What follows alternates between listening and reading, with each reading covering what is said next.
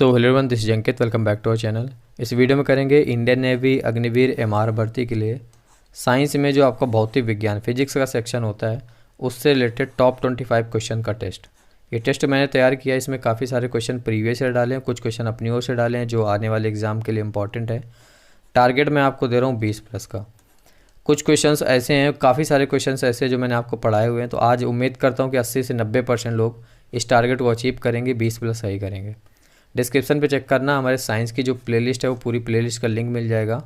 तो उस प्लेलिस्ट में जितनी भी वीडियोज़ हैं एग्जाम में जाने से पहले देख लेना।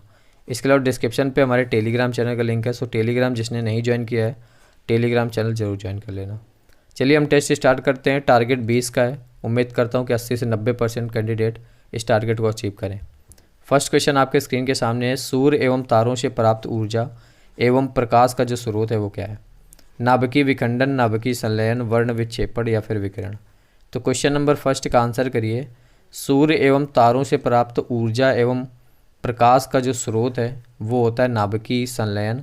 तो ऑप्शन नंबर बी जिन्होंने भी सिलेक्ट किया है उनका जो जवाब है वो सही है। अगला देखिए, ऊष्मा का एसआई मात्रक होता है। ये क्वेश्चन वेरी इंपॉर्टेंट है और एग्जाम में आया हुआ है, प्रीवियस ईयर क्वेश्चन है। सेल्सियस, फ़ारेनहाइट, जूल और वॉट। हो सकता है कुछ लोगों का ये आंसर गलत हो जाए।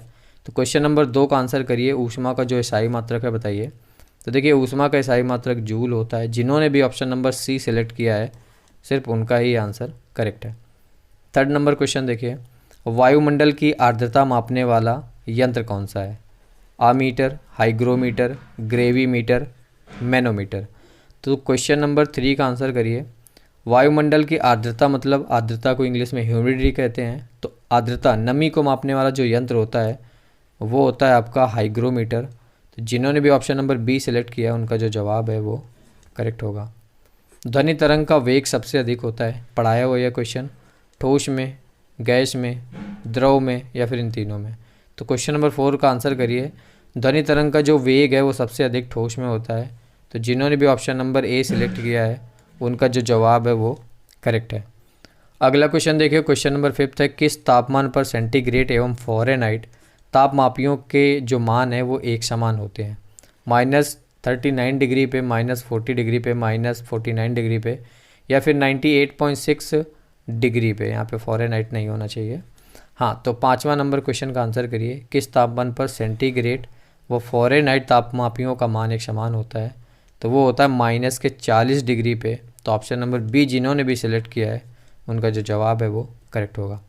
अगला देखिए, एक अश्व शक्ति बराबर होता है 776 वाट, 146 वाट, 11,000 वाट, 4200 वाट। तो क्वेश्चन नंबर 6 का आंसर करिए।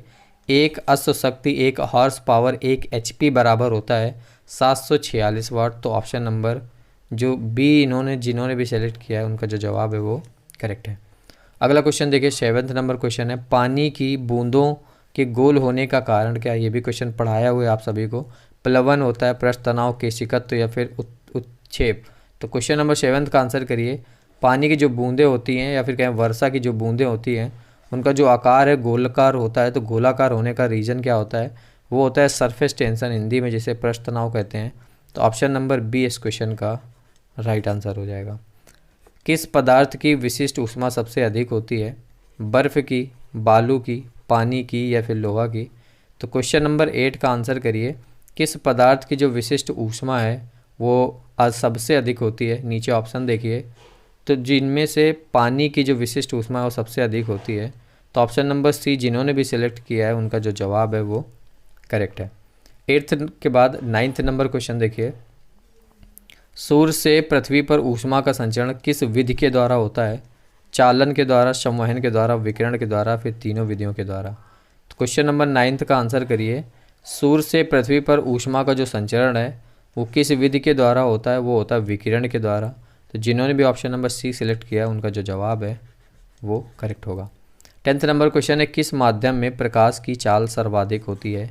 निर्वात में, पानी में, कांच में या फिर विशिष्ट पदार्थ में? तो क्वेश्चन नंबर 10th का आंसर करिए। और ये पूछा गया कि किस माध्यम में प्रकाश की जो चाल है वो सबसे अधिक होती है? तो निर्वात में जो प्रकाश की चाल है वो सबसे अधिक होती है। ऑप्शन नंबर जो ए है इस क्वेश्चन का वो राइट आंसर होगा। अगला देखिए 11th नंबर क्वेश्चन है, किस रंग के प्रकाश का प्रकीर्णन सबसे अधिक होता है? लाल रंग, आसमानी रंग, पीला रंग या फिर बैंगनी रंग? तो क्वेश्चन नंबर 11th का आंसर करिए, किस रंग के प्रकाश का प्रकीर्णन सबसे अधिक होता है? तो जिस रंग का जो तरंग दैर्ध्य है सबसे कम होगा, उसी रंग का जो प्रकीर्णन है सबसे अधिक होता है। तो मैंने आपको तरंगों का एक फॉर्मूला बताया था, बार बार जब जब ये क्वेश्चन आएगा तब तब बताऊंगा, आपको रट जाना चाहिए। ये कलर्स का तरंग दैर्ध्य का बढ़ता हुआ क्रम है। तो सबसे कम तरंग दैर्ध्य होती है वी वायलेट की, और सबसे ज़्यादा होती है रेड की। तो सबसे कम तरंग दैर्ध्य वाला जो प्रकाश है, जो कलर है, वो है आपका बैगनी। तो इसका जो प्रकीर्णन है वो सबसे अधिक होता है, तो इसलिए डी नंबर इस क्वेश्चन का 11th का राइट आंसर हो जाएगा। 12th नंबर क्वेश्चन है, वाहनों की हेडलाइट में किस दर्पण का उपयोग किया जाता है? अवतल दर्पण, उत्तल दर्पण, समतलोत्तल दर्पण या फिर उभयोत्तल दर्पण? तो क्वेश्चन नंबर 12th का आंसर करिए, वाहनों की जो हेडलाइट है उसमें किस दर्पण का उपयोग किया जाता है? तो देखिए उसमें किया जाता है अवतल दर्पण का उपयोग। तो जिन्होंने भी ऑप्शन नंबर ए सिलेक्ट किया है उनका जो जवाब है वो करेक्ट है। अगला क्वेश्चन देखिए 13th नंबर क्वेश्चन है, प्राथमिक रंग किसे कहा जाता है? लाल, नीला, हरा या फिर इन तीनों को?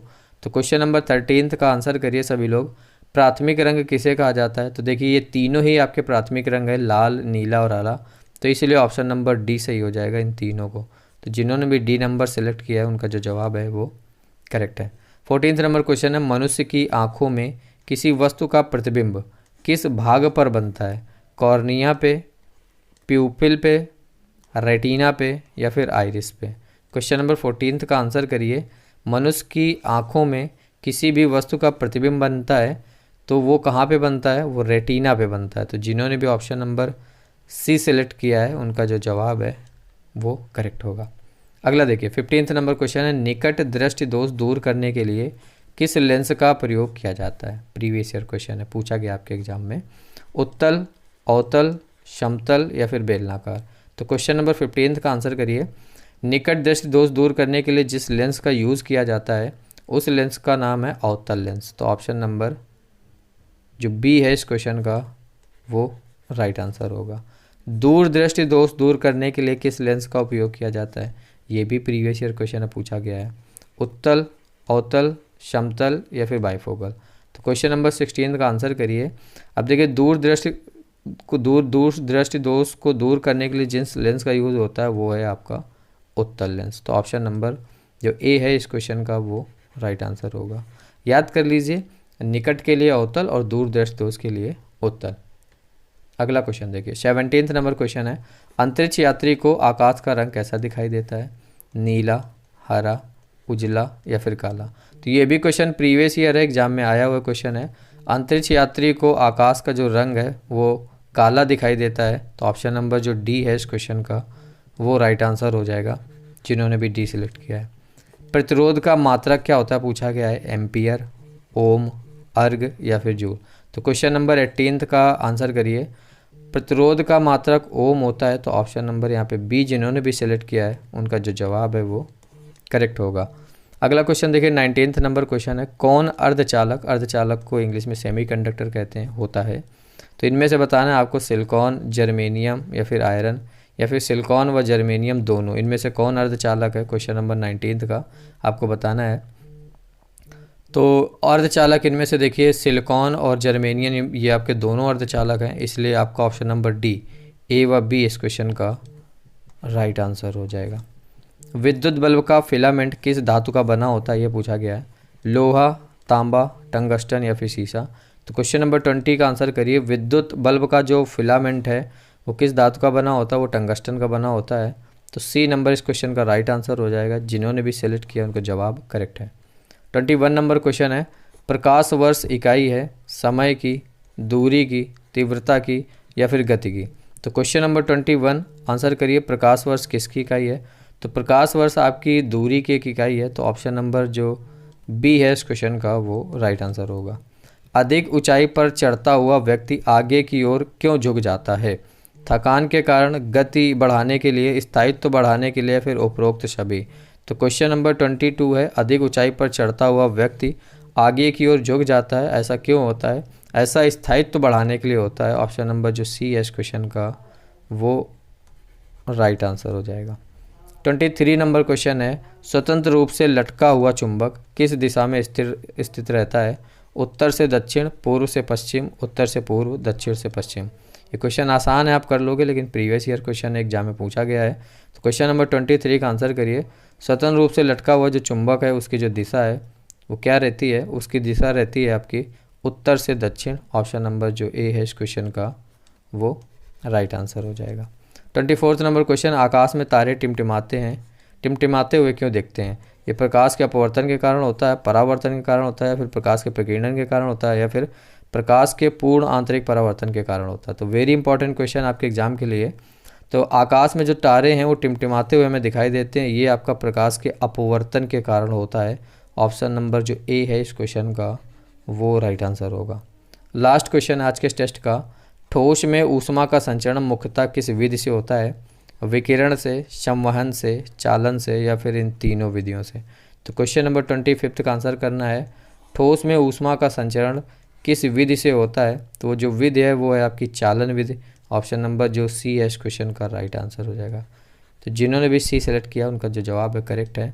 ये थे आज के फिजिक्स के टॉप 25 क्वेश्चन का टेस्ट। बताइए आपके कितने सही हुए।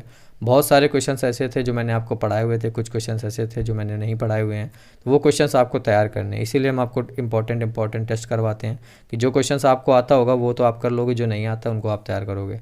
तो 25 में से 20 प्लस 15 प्लस जितने भी आपसे बने आप कमेंट बॉक्स में ईमानदारी से लिखिए। बाकी इस वीडियो के बारे में एक कमेंट चाहिए मुझे कि ये वीडियो आपको कैसी लगी। सिर्फ एक कमेंट, इस वीडियो के बारे में सिर्फ एक कमेंट करिए आप कि वीडियो आपको कैसी लगी। बाकी मिलते हैं इस वीडियो में। Take care, bye guys.